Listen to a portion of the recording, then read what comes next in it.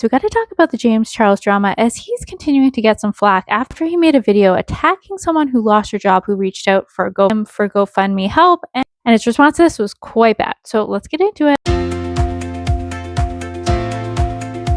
The situation has continued as James Charles continues to get heat over the situation. After he made multiple apology videos, things still did not get better. The internet found the person who made the original request to James Charles, the email with the GoFundMe, and she had no idea this drama was happening.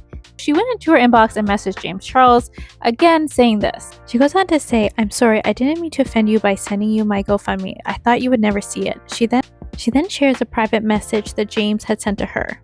"Hi Amber, I want to reach out privately with an apology for the video I made. It was disgraceful and completely unnecessary, and there is no excuse for me yelling and berating someone for asking for help in a shitty situation that was completely out of your control.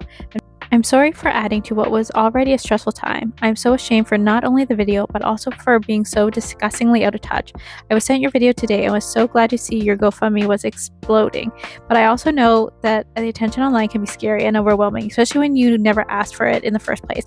I've spent the last few days reading stories from people about what it's actually like to lose a job without notice, and also learning about the journey to find a new one when so many people are going through the same thing. I've just donated to your GoFundMe, but also please know I'm here if there is anything else I can help you or do.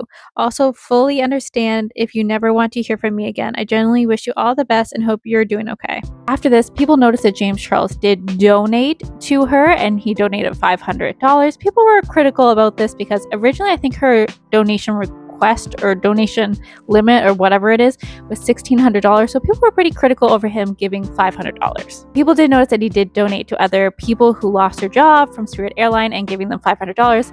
And after he saw backlash about people saying, "Oh, you only gave $500 to this girl," he ended up donating more, and I believe he donated, I think, $5,000. But the woman behind this who made the original request to him says she doesn't accept his apology, which is kind of understandable because it didn't seem sincere at all. It's me.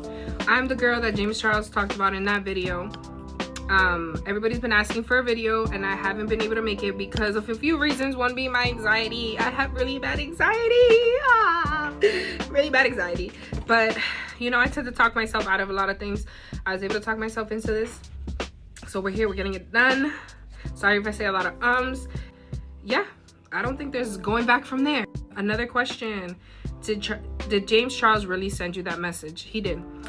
He decided to message me on TikTok and he wanted to privately apologize. I know another question on here is, do I accept his apology? So I'm just gonna answer it right together.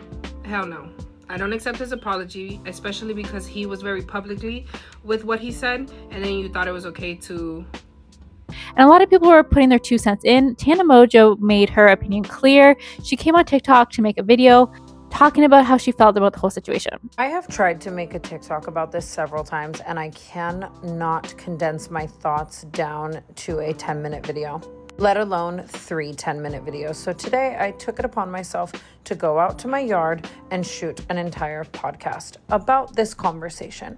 I also spoke about a lot of other things, just like the duties I feel like we have as influencers in today's society, and just my thoughts on people hoarding wealth, and just my relationship to money over the years and like how I view it now in the society that we currently live in. I will say that like one of my number one points across that podcast was that I live under the firm belief that we as influencers do owe the people who watch us and our fans and just people in general our money.